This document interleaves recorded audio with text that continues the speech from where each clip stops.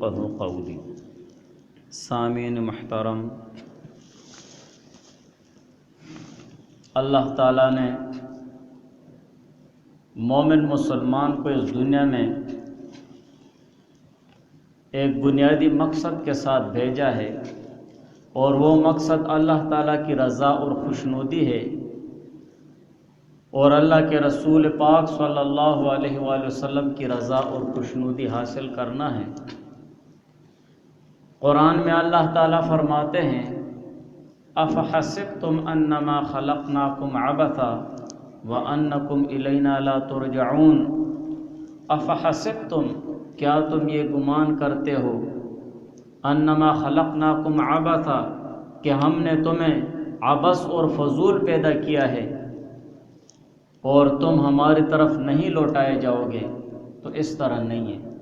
مومن مسلمان اور انسان کی پیدائش اس دنیا میں اور اس کا اس دنیا میں بھیجنا یہ عبث اور فضول نہیں ہے، بلکہ اللہ تعالیٰ نے خود ہی مومن مسلمان کی زندگی کا مقصد بتا دیا ہے۔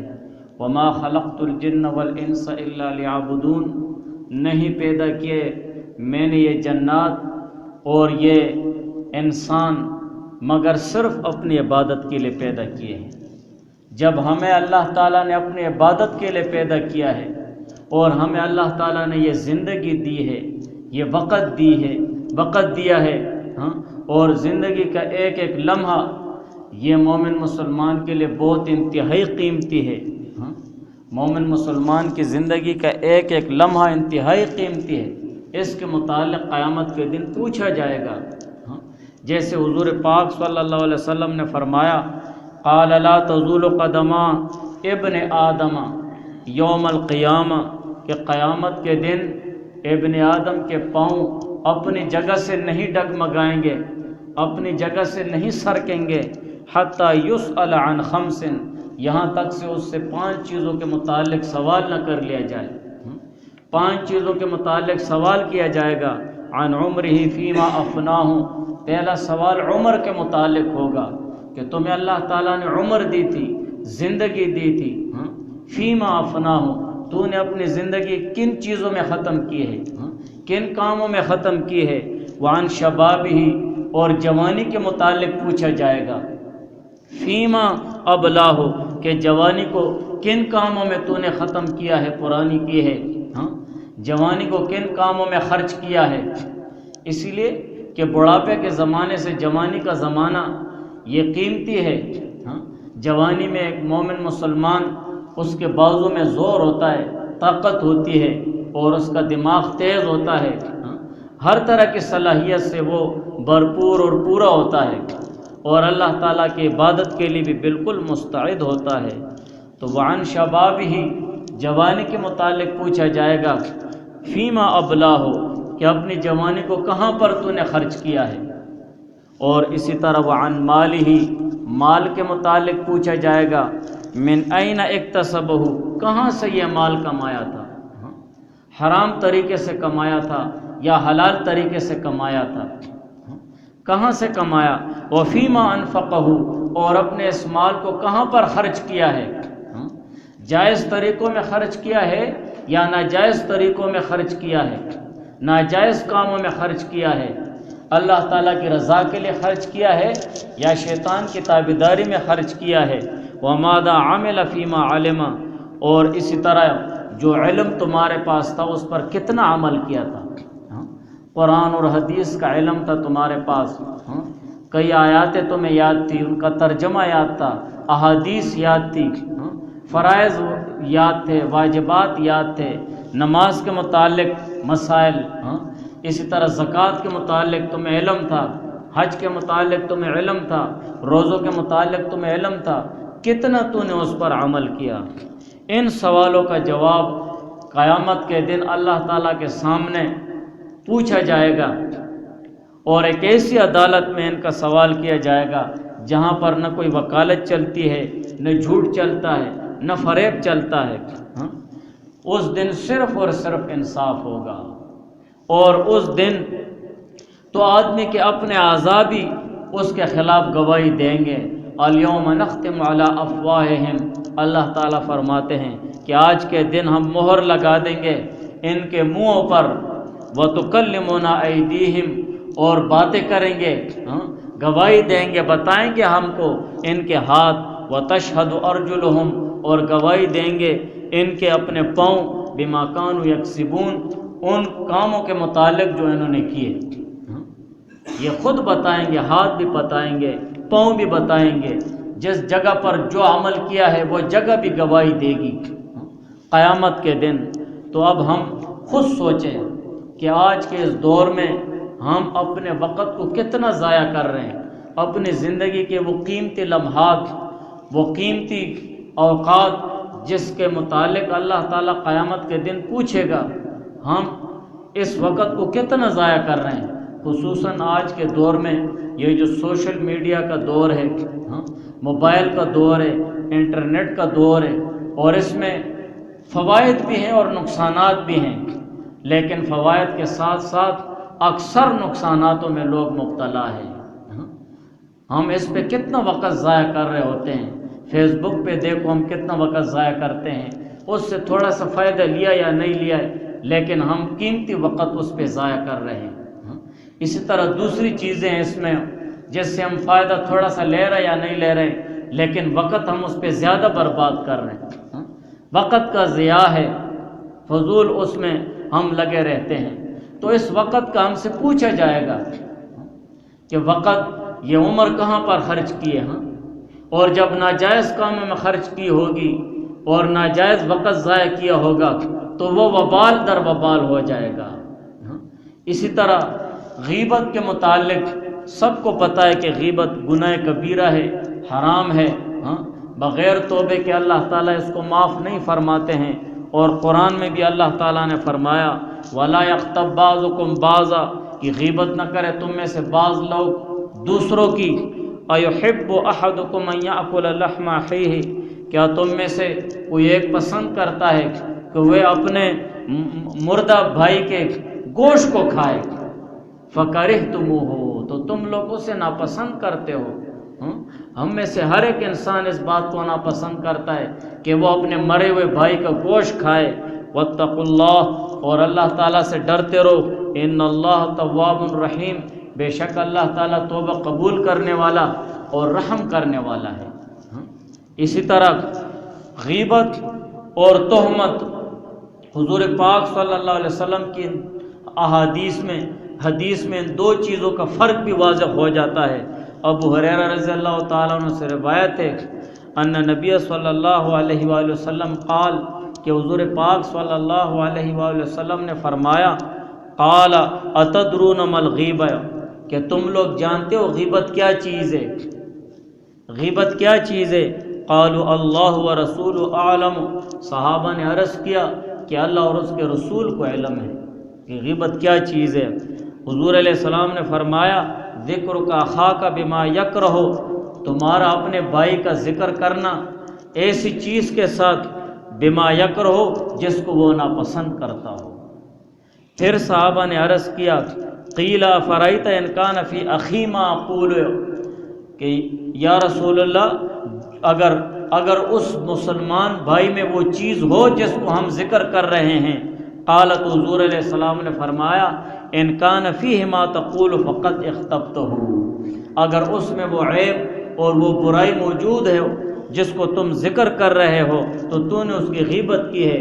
وَإِن لَّمْ يَكُنْ فِيهِ فَقَدْ بَهَتْتَهُ، اگر وہ برائی اور وہ عیب اس میں موجود نہ ہو تو نے اس پر تہمت لگا دی ہے۔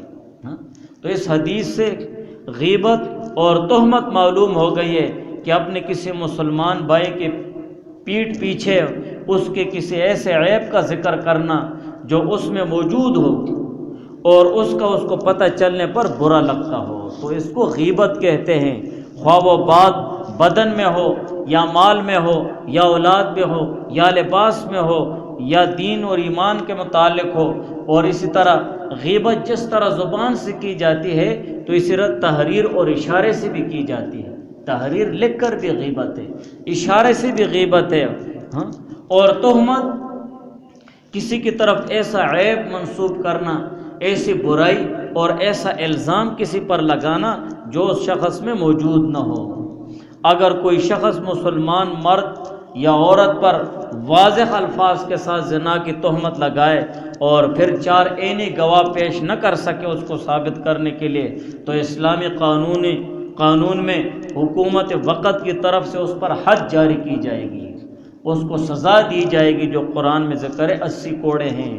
اور اسی طرح اگر کوئی شخص کسی پاک دامن مرد یا عورت پر زنا کی واضح تہمت تو نہ لگائے بلکہ اشارتاً ایسے الفاظ کے ساتھ وہ اس کی برائی بیان کرے، الزام لگائے اور ایسے غلط الزام اس کی طرف منسوب کرے، تو اسلامی قانون میں اس پر مناسب تعزیر لگائی جائے گی، مناسب سزا اس کو دی جائے گی جو قاضی کے ثوابدید پر ہوگی۔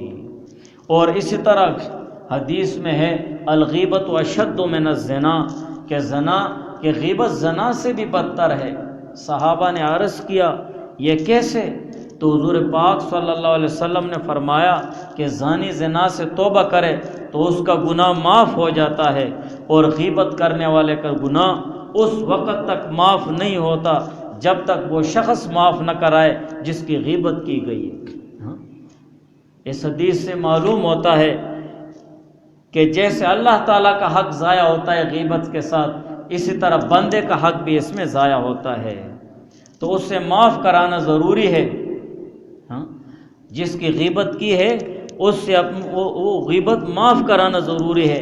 یہی وجہ ہے بعض علماء نے فرمایا کہ غیبت کی خبر جب اس شخص کو نہ پہنچے جس کی غیبت کی گئی ہے اس وقت وہ حق العبد نہیں، وہ بندے کا حق نہیں، اس میں اس سے معافی مانگنا ضروری نہیں، تو اس سے معافی مانگنا ضروری نہیں، بلکہ دوسری طرف بیان القرآن میں حضرت تھانوی صاحب رحمہ اللہ تعالیٰ نے یہ بات ذکر کی ہے، اگرچہ اس صورت میں معافی مانگنا ضروری نہیں ہے، مگر جس کے سامنے یہ غیبت کی ہے اس کے سامنے اپنی تکذیب کرے، خود کو جھوٹا بتلائے گا، میں نے غلط بولا ہے، میں جھوٹا شخص ہوں، اور اپنے گناہوں کا اقرار کرنا بھی ضروری ہے اس صورت میں، کہ اپنے گناہوں کا اقرار بھی کرے گا، تب جا کر اس سے معافی مانگنا ضروری نہیں ہے، توبہ اور استغفار کرے گا۔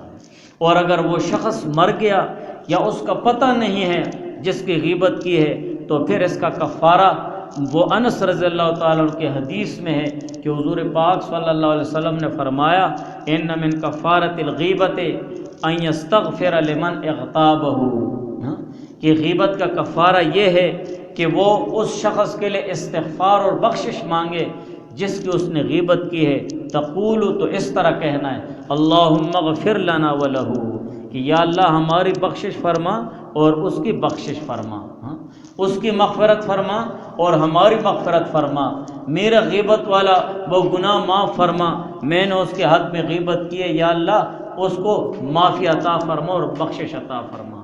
اب آ جاؤ، اب ہم دیکھیں کہ ہم یہ موبائل استعمال کر رہے ہیں، فیس بک استعمال کر رہے ہیں، اس پہ ہم کتنے لوگوں کی غیبت کرتے ہیں۔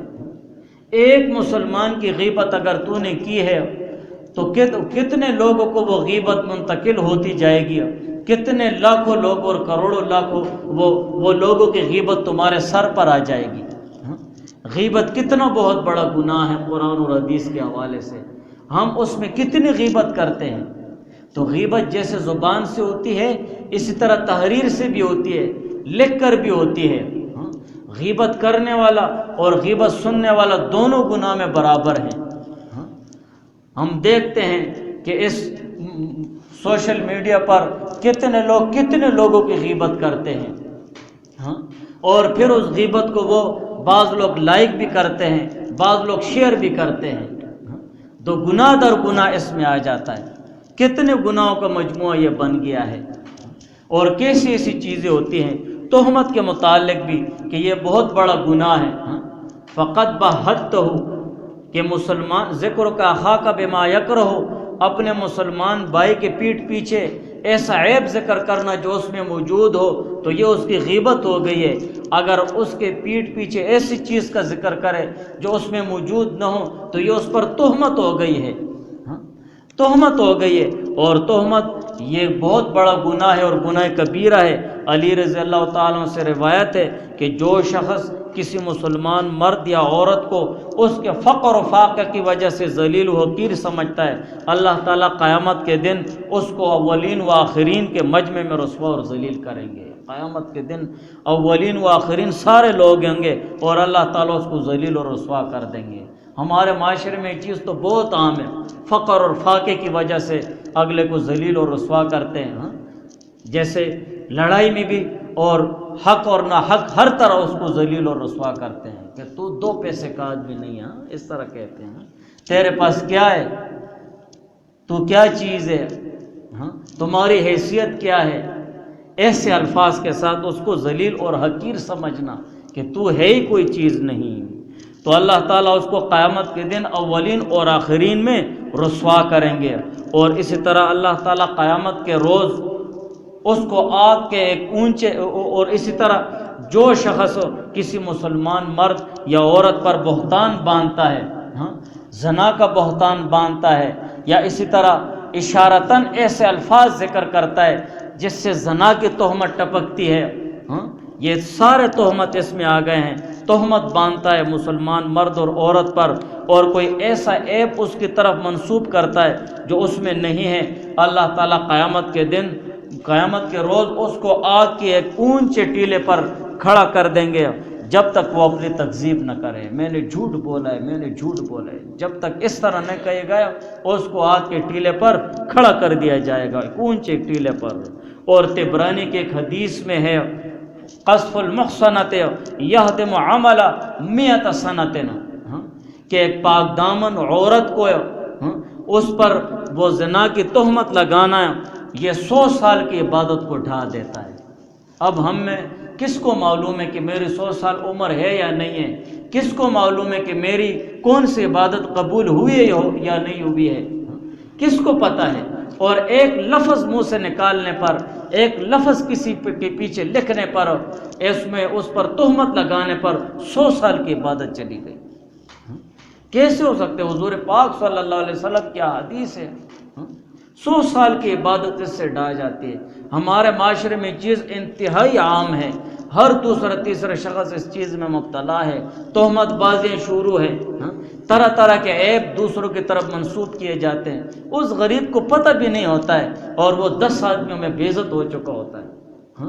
یہ دیکھو فیس بک پر کتنی طرح طرح کی چیزیں وہ فیس بک پر لوگ دیتے ہیں، کتنی ناجائز اور حرام چیزیں ہوتی ہیں، کتنا برا بھلا لکھا ہوتا ہے اگلوں کے پیچھے۔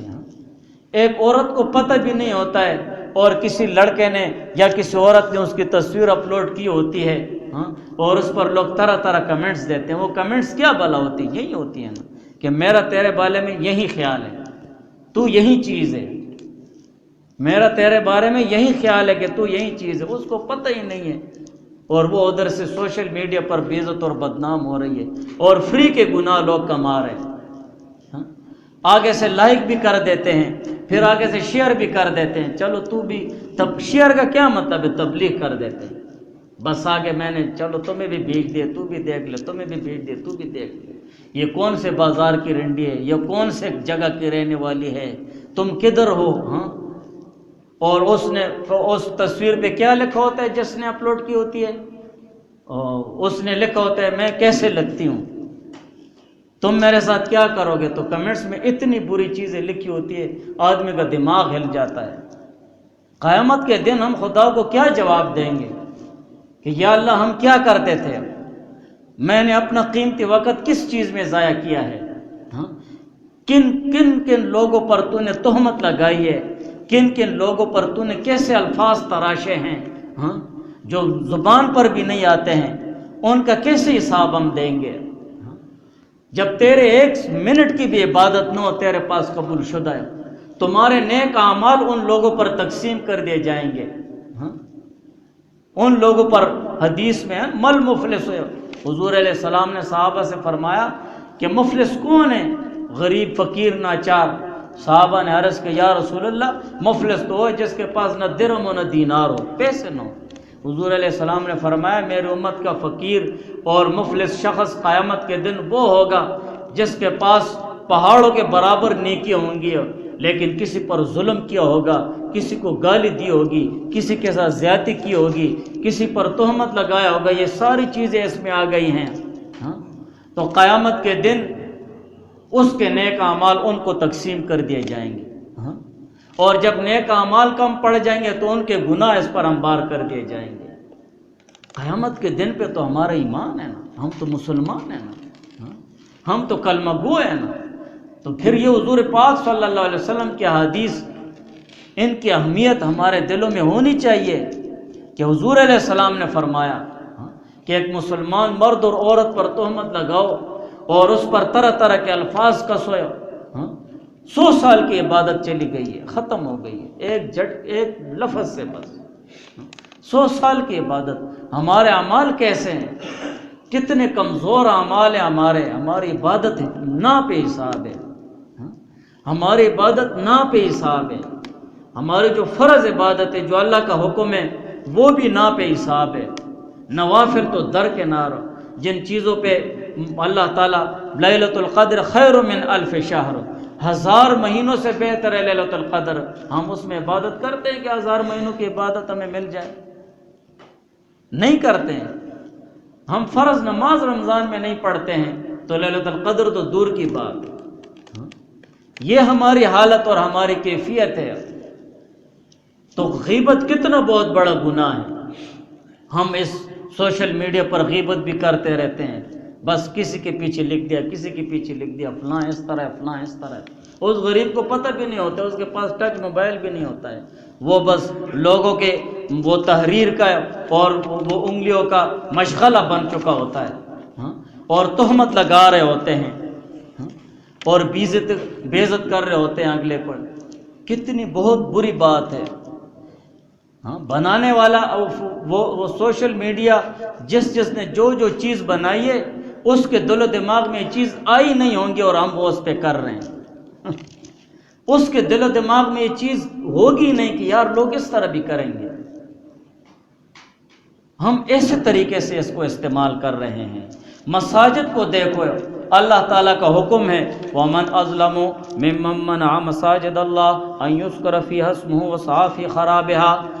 اللہ تعالیٰ فرماتے ہیں کہ کون ہے بہت بڑا ظالم، بہت بڑا ظالم، ممن اس شخص سے، منع مساجد اللہ، جو اللہ تعالیٰ کے گھروں سے لوگوں کو منع کرے، ان یذکر فیہا اسمہ، کہ اس میں اللہ تعالیٰ کا نام لیا جائے۔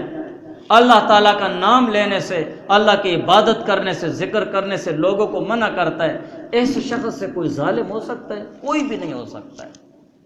وَسَعَىٰ فِي خَرَابِهَا، اور مساجد اور اللہ تعالیٰ کے گھروں کو خراب کرنے میں کوشش کرتا ہو، ایسے شخص سے کوئی بھی بڑا ظالم نہیں ہو سکتا ہے۔ جتنی بھی نماز اور عبادت سے روکنے والی چیزیں ہیں، مسجد اور اللہ تعالیٰ کے گھر سے روکنے والی چیزیں ساری اس میں داخل ہو گئی، وہ حرام اور ناجائز ہے، اور اس میں علماء نے موبائل بھی اندر کیا ہے۔ ہمارے موبائل ہماری نماز میں بچتے ہیں، جو وہ حرم، وہ بیت اللہ شریف، وہ خانہ، وہ مسجد نبوی، حضور پاک صلی اللہ علیہ وسلم کی مسجد، جہاں پر بہت بڑے بڑے فقہا، بہت بڑے بزرگان دین، وہ بھی ادب اور قدر سے اور تمیز سے قدم بھی اٹھاتے ہیں، پاؤں میں جوتا نہیں پہنتے ہیں، وہ اسی طرح پھرتے ہیں کہ یہ حضور پاک صلی اللہ علیہ وسلم کا شہر مبارک ہے، یہ اللہ تعالیٰ کا گھر ہے، یہ حرم ہے، اس کی عزت کرنی چاہیے، احترام کرنی چاہیے۔ آج ہمارے موبائل طواف کے دوران بھی بجتے ہیں، ہم طواف کرتے ہیں تو تب بھی باتیں کرتے ہیں، صفا مروہ میں ہوتے ہیں تب بھی باتیں کرتے ہیں، ہم اپنی مساجد میں ہوتے ہیں، نماز میں ہوتے ہیں تب بھی ہمارے موبائل بج رہے ہوتے ہیں۔ سب کی اپنی نماز تو گئی خراب ہو گئی ہے، دوسرے کی نماز بھی خراب ہو گئی ہے۔ کتنا بہت بڑا وبال سر پہ لے لیا ہے، کسی کو اندازہ ہے اس چیز کا؟ ہمارے یہاں بہت زیادہ موبائل بجتے ہیں۔ میں نے کبھی بھی نہیں کہا کہ تیرا موبائل بند کرو یا یہ کرو، جس کا میں کہتا ہوں نا، جس کا موبائل بج گیا ہے، اگر وہ انسان ہو نا، اسے سارے یوں دیکھنے لگ جاتے ہیں۔ اگر اس میں انسانیت ہو تو آئندہ وہ موبائل چھوڑ کر آئے گا، مجھے اسے کچھ کہنے کی ضرورت ہی نہیں ہے۔ جس میں نہ ہو تو وہ میرے کہنے پر نہیں، سب کے کہنے پر وہ کرتا ہے۔ یہ ہماری کمزوری ہے۔ کتنا بہت وبال اور بہت بڑا گناہ آ جاتا ہے۔ اسی طرح ہم اس سوشل میڈیا پر اپنے مجلسوں میں حکمرانوں کا برا کہتے ہیں، کبھی ہم نے قرآن اور حدیث کو دیکھا ہے ان کے بارے میں کہ حضور پاک حدیث قدسی ہے، اللہ تعالیٰ فرماتے ہیں انا مالک الملوک، میں بادشاہوں کا مالک ہوں، و مالک الملوک، اور اسی طرح میں بادشاہوں کا بادشاہ ہوں، شہنشاہوں کا شہنشاہ ہوں، قلوب الملوک بیدیہ، اور تمام بادشاہوں کے وہ دل میرے دست قدرت میں ہے، اللہ تعالیٰ فرماتے ہیں۔ یہ تو حقیقت ہے۔ فَإِنَّ الْعِبَادَ أَطَاعُونِي، اگر یہ لوگ اور یہ بندے میری اطاعت اور پرہیزگاری کرتے ہیں، حَوَّلْتُ قُلُوبَ مُلُوكِهِمْ عَلَيْهِمْ بِالرَّأْفَةِ وَالرَّحْمَةِ، تو میں ان کے حکمرانوں اور ان کے بادشاہوں کے دل ان لوگوں کی طرف بالرأفت، نرمی اور رحمت کے ساتھ پھیر دیتا ہوں کہ اپنے رعایا کے ساتھ نرمی کرو، ان کے ساتھ حسن سلوک کرو، ان کے حقوق پورے کرو۔ وَإِنِ الْعِبَادُ عَصَوْنِي، اور اگر یہ لوگ اور یہ بندے میری نافرمانی کرتے ہیں، حَوَّلْتُ قُلُوبَ مُلُوكِهِمْ بِالسَّخْطَةِ وَالنِّقْمَةِ، تو ان کے بادشاہوں کے دل میں ان کی طرف سختی کے ساتھ، ظلم اور ستم اور انتقام کے ساتھ پھیر دیتا ہوں، انتقام کے ساتھ۔ فَلَا تَشْغَلُوا أَنفُسَكُمْ بِسَبِّ الْمُلُوكِ، اللہ تعالیٰ فرماتے ہیں، حدیث قدسی ہے، حدیث قدسی وہ ہوتی جو اللہ نے فرمایا ہوتا ہے، فَلَا تَشْغَلُوا، مشغول مت ہو، خود کو مشغول مت کرو بِسَبِّ الْمُلُوكِ، بادشاہوں کو اور حکمرانوں کو گالیاں دینے میں۔ کیوں وقت برباد کر رہے ہو بادشاہوں کو اور حکمرانوں کو گالیاں دینے میں؟ وَادْعُوهُمْ بِالصَّلَاحِ، بلکہ اللہ تعالیٰ فرماتے ان کو اصلاح کے لیے، ان کے لیے اصلاح کی دعا کرو، یا اللہ ہمارے حکمرانوں کو ہدایت دے، ان کے لیے اصلاح کی دعا کرو۔ فَإِنَّ صَلَاحَهُمْ بِصَلَاحِكُمْ، اور ان حکمرانوں کی اصلاح، ان حکمرانوں کا اچھا ہونا ہے، بِصَلَاحِكُمْ، اللہ تعالیٰ فرماتے ہیں تمہاری اصلاح کے ساتھ ہے۔ ہم ٹھیک ہوں، ہم اللہ تعالیٰ کی عبادت کریں، ہمارے حکمران آٹومیٹکلی ٹھیک ہیں، اللہ تعالیٰ خود فرماتے ہیں، حدیث قدسی ہے۔ اور ہم بیٹھ جاتے ہیں تو برا بھلا کہتے ہیں، فلاں اس طرح ہے، فلاں اس طرح، لڑائیاں بھی ہو جاتی ہیں، گالی بھی ہو جاتی ہیں، تہمتیں بھی ہو جاتی ہیں، اور اتنا جھوٹ کہ وہ مجلس بھی شرمانے لگتی ہے۔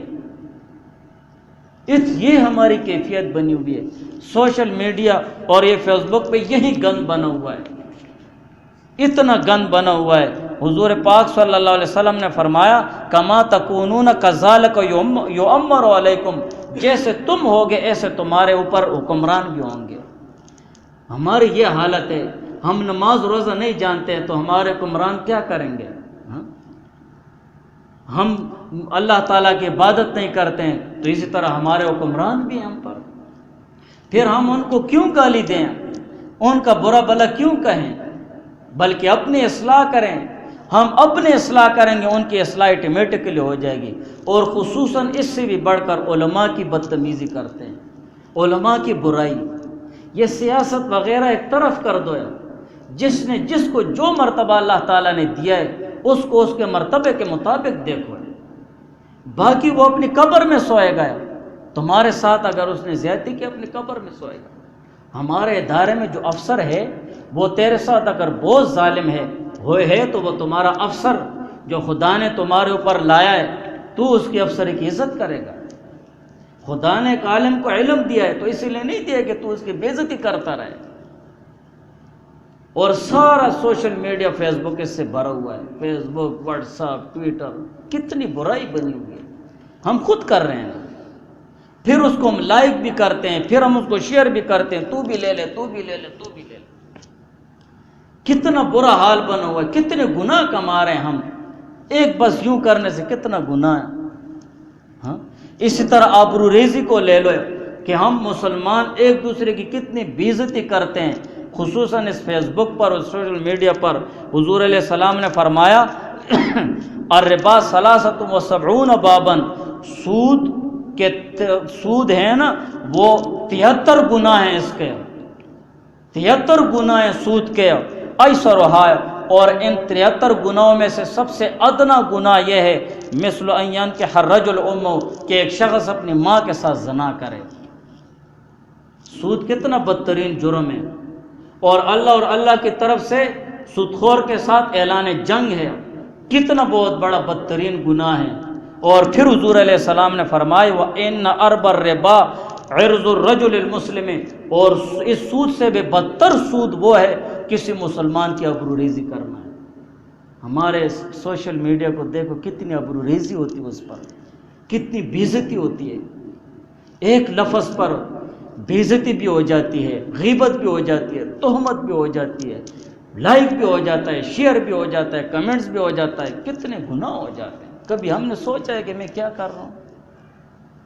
کبھی ہم نے دل میں سوچا ہے کہ مجھے ان چیزوں کا حساب دینا ہوگا؟ ایسا تو نہیں ہے کہ موبائل بک گیا، موبائل گم ہو گیا، موبائل چور ہو گیا، ٹوٹ گیا تو چیزیں ختم ہو گئی۔ ختم کیوں ہو گئی؟ کسی کے مرنے سے اس کی چیزیں تو ختم نہیں ہوتی ہیں۔ اس کو تو قیامت کے دن ہمیں جواب دینا ہوگا کہ فلاں نے گناہ کی چیز دی تھی، تو نے اس کو لائک بھی کیا، شیئر بھی کیا، مسلمان بے عزت ہوا، بدنام ہوا، تجھے وہ ساری سزائیں ہم کو ملیں گی قیامت کے دن، جو قرآن اور حدیث۔ کبھی ہم نے سوچا ہے؟ میں اس پہ آ رہا ہوں۔ تم لوگ کہو گے مفتی صاحب کدھر سے باتیں کر رہے ہیں، 2 مہینے سے میں بھی چلا رہا ہوں، اسی لیے گرم ہوا ہوں، اس سے پہلے میں نے نہیں چلایا۔ اتنا گند بنا ہوا ہے، اتنا۔ اس سے بھی بڑھ کر تصویر، حضور پاک صلی اللہ علیہ وسلم فرماتے ہیں اشد الناس عذابا یوم القیامہ المصورون، کہ سب سے زیادہ عذاب میں گرفتار لوگ قیامت کے دن وہ ہوں گے جو تصویریں بنانے والے ہوں گے۔ حضور علیہ السلام نے فرمایا کل مصور فی النار، ہر تصویر بنانے والا وہ دوزخ میں ہے۔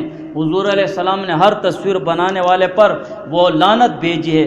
اور پچھلی امتوں میں یہ تصویر سازی اور تصویریں رکھنا اور تصویریں بنانے بت پرستی کا ذریعہ بنا، بت پرستی وہاں سے آئی ہے۔ اور آج دیکھو ہمارے سوشل میڈیا پر گندی گندی چیزیں، گندی گندی تصویریں، بھائی لائک بھی کر دیا ہے اور آگے تبلیغ بھی کر دے، شیئر بھی کر دے، کمنٹس بھی کر دیا ہے، بیوٹیفل، ماشاءاللہ، ایک حرام چیز کو ماشاءاللہ، حرام چیز، ایک حرام چیز پر بسم اللہ پڑھنا مطلب یہ کہ تو نے حرام کو حلال کر دے، کفر ہے، شریعت کا حکم ہے۔ آپ نے حرام چیز لی اور تو کہہ رہا ہے بسم اللہ الرحمن الرحیم، تو مطلب یہ کہ تو حرام کو حلال کر رہا ہے۔ حرام کو حلال اور حرام کے احکام جاری کرنا یہ اللہ کی طرف سے، یہ اللہ کے اختیار میں، بندوں کے اختیار میں تو تھوڑا ہے۔ ایک حرام چیز کو ماشاءاللہ، سبحان اللہ، کتنی بے حیائی ہے، کیسی مسلمانی ہے۔ ایسی حالت میں اگر موت آ جائے پھر کیا کہیں گے؟ الیاذ باللہ، کہ گندی چیزیں دیکھتے اور شیئر کرتے ہوئے سے موت آ گیا، خدا پناہ دے۔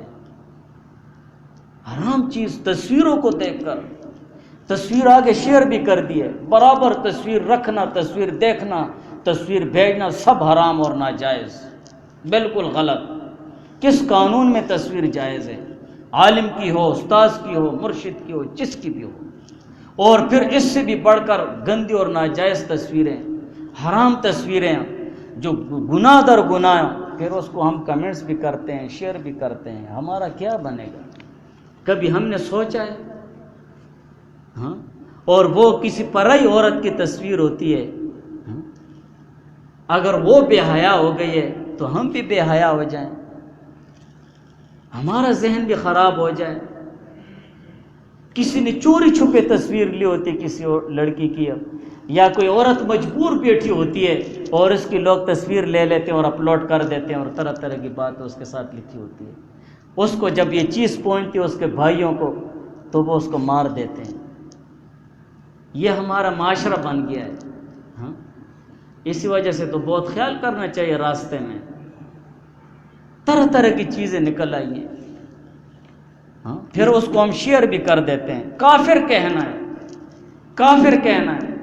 اگلے نے لکھا ہوگا کہ ایک گناہ کی چیز لکھی ہوگی اور کہے گا جو شیئر نہ کرے تو کافر ہے۔ اب تو نے شیئر نہیں کیا تو کافر ہو گیا ہے، فاسق ہے اگر نہیں کیا ہے۔ ایسا ہے، حالانکہ قرآن اور حدیث کو دیکھو، مسلمان کو کافر اور فاسق کہنا کیا حکم رکھتا ہے۔ احادیث میں مسلمان کو کافر کہنا انتہائی سخت ترین گناہ ہے، حضور پاک ابو ذر رضی اللہ تعالیٰ عنہ فرماتے ہیں کہ میں نے حضور علیہ السلام سے سنا لا یرمی رجل رجلا بالفسوق ولا یرمیہ بالکفر الا ارتدت علیہ، کہ کوئی شخص اگر کسی دوسرے مسلمان بھائی کو وہ کافر کہتا ہے یا اس کو فاسق کہتا ہے تو وہ کفر اور فسق اسی شخص پر لوٹ آتا ہے. ان لم یکن صاحب کذالک، جس کو کہا ہے وہ فاسق نہ ہو، جس کو کہا ہے وہ کافر نہ ہو، تو یہ فسق اور کفر کہنے والے پر لوٹ جاتا ہے. تو کافر ہو جا، تو فاسق کافر ہوگا، فاسق ہی کیا ہے؟ اتنی جہالت غایہ درجے کی، پڑھے لکھے لوگ بھی اس میں مبتلا ہیں. تمہیں کیا ضرورت ہے ایک آدمی شیئر کرے یا نہ کرے تیری پوسٹ کو، اور تو نے گناہ کی چیز دی ہوئی ہے، اس میں تصویر ہے، تصویر کے ساتھ تو نے ایک شعر لکھا ہے، بس عبادت کر بندگی کر تصویر کے ساتھ تو نے لکھا ہے، اور پھر کہہ رہے کوئی جو شیئر نہ کرے تو وہ کافر ہے، فاسق ہے، حرامی ہے. ایسے تو جو لوگ ڈر جاتے ہیں وہ شیئر کر دیتے ہیں، تو گناہ در گناہ ہو گیا. یہ ہماری حالت بن چکی ہے، یہ ہماری کیفیت بن چکی ہے. اس سے علاوہ حضور علیہ السلام کی طرف جھوٹی احادیث کا منسوب کرنا ہے. ایک چیز حضور علیہ السلام نے نہیں بولی ہے، حضور علیہ السلام نے نہیں کی ہے، بس ہر سنی سنائی بات کو بس حضور علیہ السلام کے پیچھے منسوب کر دیا. حضور علیہ السلام نے فرمایا ہے، پک آرٹ پر لکھ دیتے ہیں رنگین الفاظ میں. پہلے حدیث کی تحقیق کرو. میرے پیچھے اگر کوئی جھوٹی بات کہے تو میں کتنا بھڑکتا ہوں، کتنا غصہ ہوتا ہوں. اور حضور علیہ السلام کے پیچھے بات باندھنا، جھوٹ ایک بدترین گناہ ہے، لیکن حضور علیہ السلام کی طرف جھوٹ منسوب کرنا بدتر سے بدتر گناہ ہے. حضور علیہ السلام نے فرمایا لا تکذبوا علیہ، کہ میرے اوپر جھوٹ مت بولو. فإنہ من کذب علیہ فلیلج النار، جو شخص میرے اوپر جھوٹ بولے اس کو چاہیے کہ وہ جہنم میں داخل ہو جائے. اور اسی طرح مغیرہ رضی اللہ تعالیٰ عنہ فرماتے ہیں کہ میں نے حضور علیہ السلام سے سنا ان کذبا علی لیس کذبک علی احد، کہ میرے اوپر جھوٹ بولنا ایسا نہیں ہے کہ تم میں سے کوئی دوسرے پر جھوٹ بولے، یہ عام جھوٹ بولنا نہیں ہے. پھر حضور علیہ السلام نے فرمایا من کذب علی متعمدا فلیتبوأ مقعدہ من النار، جو کوئی میرے اوپر جان بوجھ کر جھوٹ بولے وہ اپنے لیے جہنم میں ٹھکانہ بنا لے. یہ میں نے مختصر یہ چیزیں لی ہیں جو میرے سامنے آئی ہیں، اور قرآن اور حدیث کے حوالے سے بھی میں نے مختصر یہ چیزیں لی ہیں، ورنہ اس سے بھی زیادہ وعیدات وہ قرآن اور احادیث میں آئی ہیں. قرآن کی آیاتیں میں نے اس میں نہیں پڑھی ہیں، صرف حضور علیہ السلام کی ایک حدیث اور دو حدیث لی اور آپ کو سنائی. خدا را ہمیں اپنے آپ پر رحم کرنا چاہیے. یہ چیزیں اگر پہلے تو ہمیں استعمال ہی نہیں کرنا چاہیے، اگر ہم استعمال کرتے بھی ہیں تو فائدے کے لیے استعمال کرو. گروپ بنے ہوئے ہیں نا بھائی، گروپ آ جائے گا جوائن گروپ، ہاں دل بدل بستے پتہ نہیں کس طرح ہے. تو اس گروپ میں جا رہا ہے، پہلے تو سوچو اس میں ہے کیا چیز، میرے ساتھ کیا کریں گے اس گروپ میں، مجھے کیا ملے گا. بھائی پیج لائک کرو، پہلے تو دیکھو اس پیج میں ہے کیا چیز. تو نے جو چیز لائک کر دی ہے تو اس گناہ میں برابر کا شریک ہو گیا ہے. تو نے اس پہ کمنٹس کیے، برابر کا شریک ہو گیا ہے. تو نے آگے گناہ کی چیز شیئر کر دی، برابر کا شریک ہو گیا ہے. جب تک وہ شیئر ہوتی جائے گی تمہیں برابر کا حصہ ملتا رہے گا. ہمیں سوچنا چاہیے کہ ہم یہ چیز پہلے استعمال نہ کریں. اگر استعمال کریں تو قرآن اور حدیث کے دائرے میں اسے استعمال کریں. اپنے آخرت کے فائدے کے لیے اسے استعمال کرنا چاہیے، اپنی دنیا اور آخرت برباد کرنے کے لیے اسے استعمال نہیں کرنا چاہیے. تو میری آپ لوگوں سے درخواست ہے کہ اگر ہم استعمال کریں بھی، ضرورت بھی ہے، تو قرآن اور حدیث کے مطابق اسے استعمال کرنا چاہیے. دعا کرو اللہ تعالی ہمیں عمل کرنے کی توفیق عطا فرمائے.